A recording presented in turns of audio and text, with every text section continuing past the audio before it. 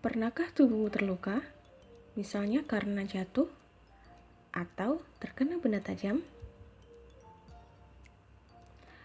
Ketika tubuhmu terluka, bagian tubuh yang terluka akan mengeluarkan darah.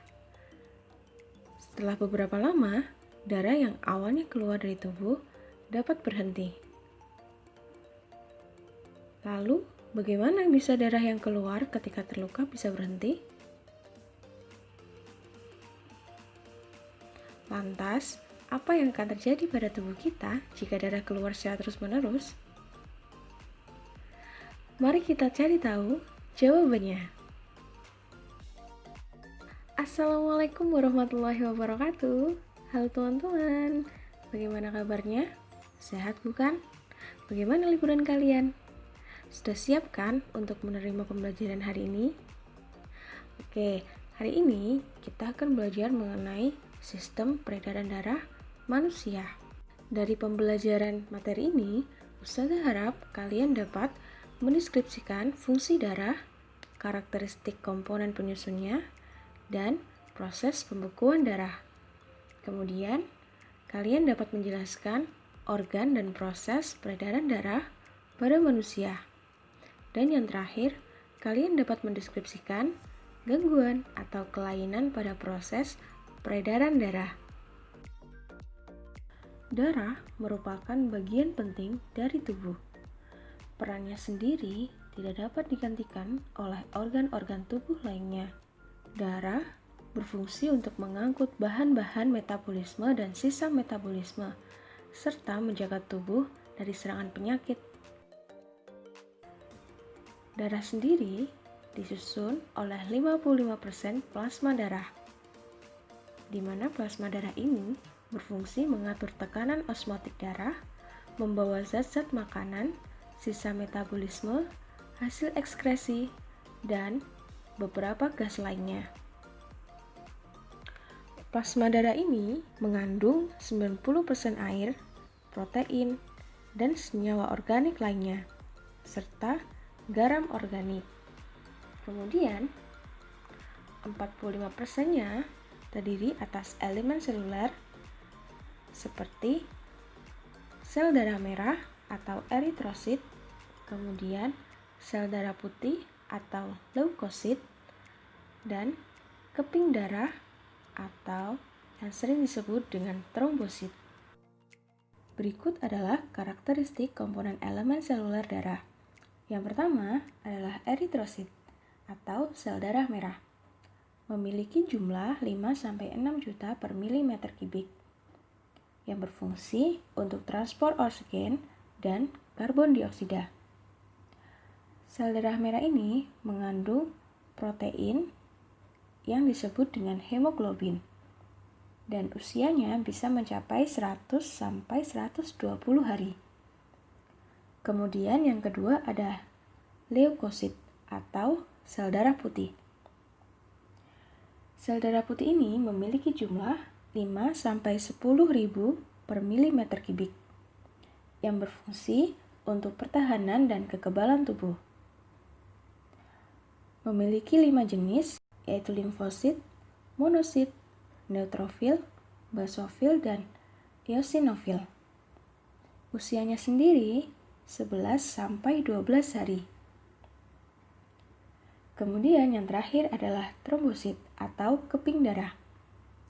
Keping darah memiliki jumlah 250-400.000 per milimeter kubik yang berfungsi untuk proses pembekuan darah.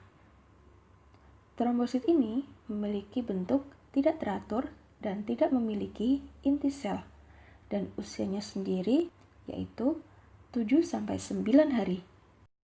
Bagaimana proses pembekuan darah terjadi?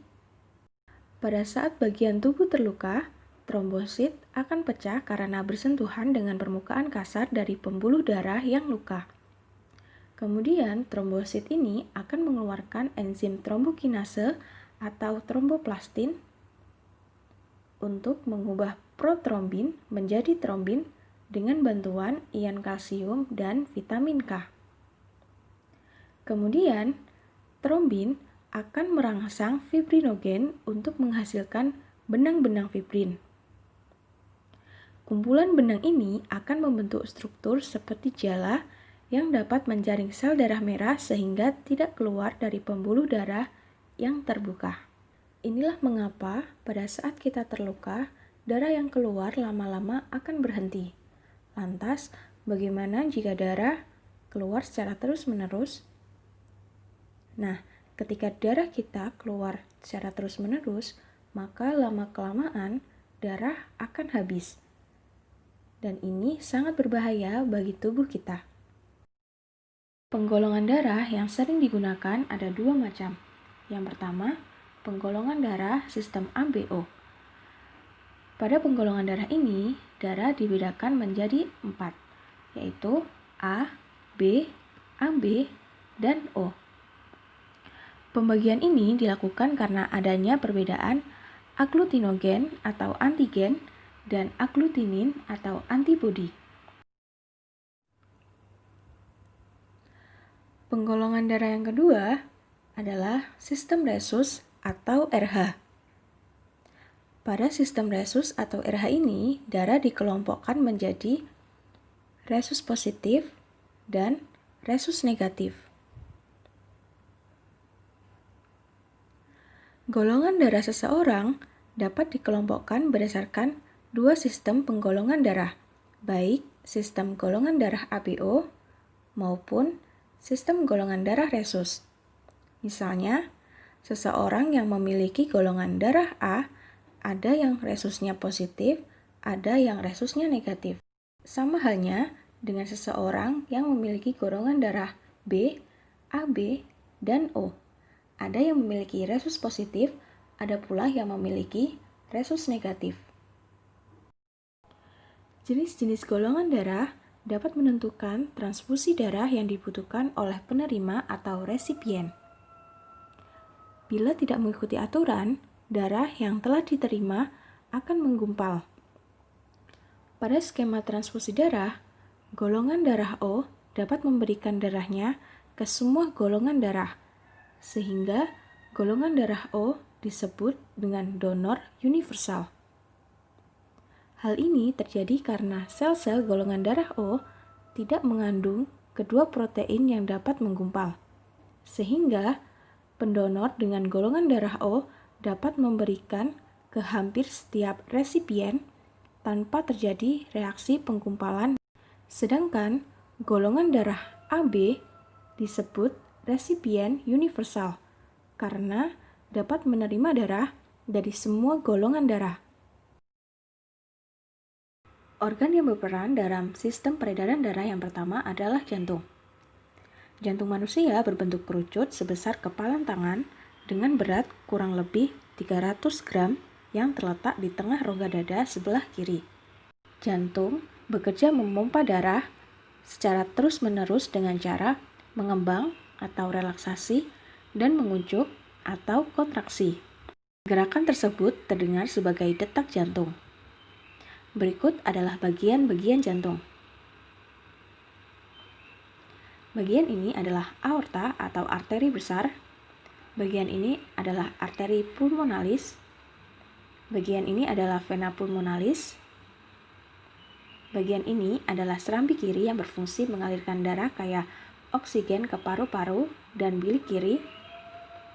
Kemudian bagian ini adalah bilik kiri yang berfungsi memompa darah kaya oksigen ke seluruh tubuh.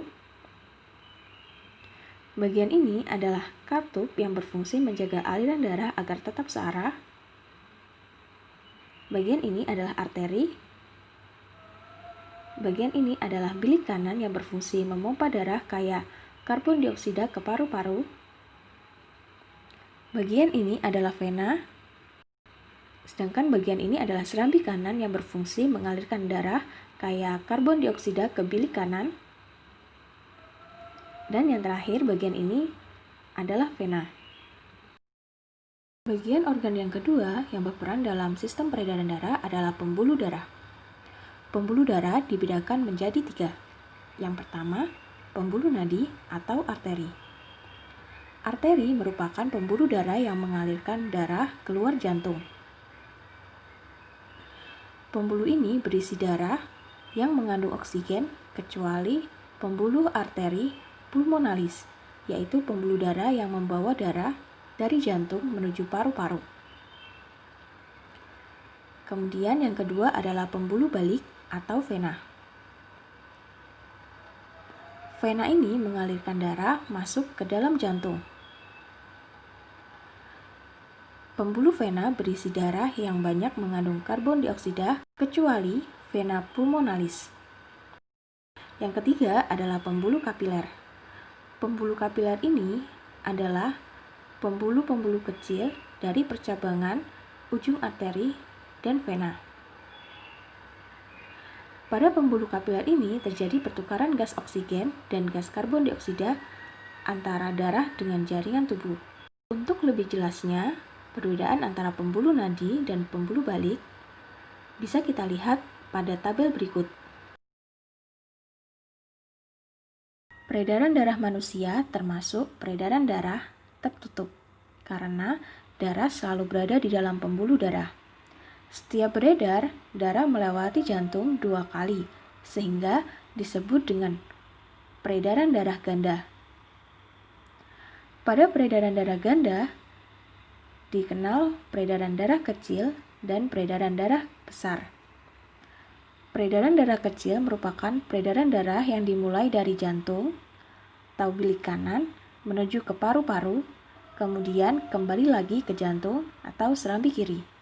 Peredaran darah kecil dapat kita perhatikan pada nomor 1, 2, 3, 4, dan 5. Sedangkan peredaran darah besar bisa kita amati pada nomor 6, 7, 8, 9, dan 10. Peredaran besar ini adalah peredaran darah dari jantung atau bilik kiri ke seluruh tubuh, kemudian kembali ke jantung lagi, atau serambi kanan. Berikut adalah faktor yang mempengaruhi frekuensi denyut jantung. Yang pertama adalah aktivitas tubuh. Orang yang beraktivitas memerlukan lebih banyak sumber energi dan oksigen dibanding dengan orang yang tidak melakukan aktivitas. Untuk memenuhi kebutuhan sumber energi dan oksigen tersebut, jantung harus memompa darah lebih cepat. Kemudian yang kedua adalah jenis kelamin. Pada kondisi normal, denyut jantung perempuan antara 72 sampai 80 denyutan per menit, sedangkan denyut jantung laki-laki antara 64 sampai 72 denyutan per menit. Yang ketiga adalah suhu tubuh. Semakin tinggi suhu tubuh, maka semakin cepat frekuensi denyut jantung. Hal ini terjadi karena adanya peningkatan proses metabolisme, sehingga diperlukan peningkatan pasokan oksigen dan pengeluaran karbon dioksida. Faktor yang keempat adalah umur atau usia. Pada janin, denyut jantung dapat mencapai 140 sampai 160 denyutan per menit. Semakin bertambah umur seseorang, semakin rendah frekuensi denyut jantung. Hal ini berhubungan erat dengan makin berkurangnya proporsi kebutuhan energinya. Dan yang kelima adalah komposisi ion. Berdenyutnya jantung secara normal tergantung pada keseimbangan komposisi ion di dalam darah. Ketidakseimbangan ion dapat menyebabkan bahaya bagi jantung. Setelah kita mempelajari organ-organ pada sistem peredaran darah, tidak lengkap rasanya jika kita tidak mempelajari tentang gangguan atau kelainan pada proses peredaran darah. Ada berbagai macam gangguan atau kelainan pada proses peredaran darah. Di antaranya, yang pertama adalah hipertensi. Hipertensi atau sering disebut dengan tekanan darah tinggi terjadi jika tekanan darah di atas 120/80 mm air raksa. Dapat disebabkan karena pengerasan pembuluh darah, obesitas atau kegemukan, kurang olahraga, stres, mengonsumsi minuman beralkohol, atau yang banyak mengandung garam, lemak, dan kolesterol. Kemudian, contoh yang kedua adalah hipotensi. Hipotensi ini sering disebut dengan tekanan darah rendah. Terjadi jika tekanan darah di bawah 120 per 80 mm air raksa. Salah satu penyebabnya adalah kekurangan gizi makanan. Yang ketiga adalah anemia. Anemia dapat terjadi akibat terganggunya produksi eritrosit. Kondisi ini terjadi karena tubuh kekurangan zat besi. Kemudian yang keempat adalah stroke. Stroke ini dapat terjadi karena pembuluh darah di otak tersumbat oleh lemak atau kolesterol ataupun salah satu pembuluh darah di otak pecah sehingga otak tidak dapat asupan oksigen dan nutrisi. Kemudian, yang terakhir adalah leukemia.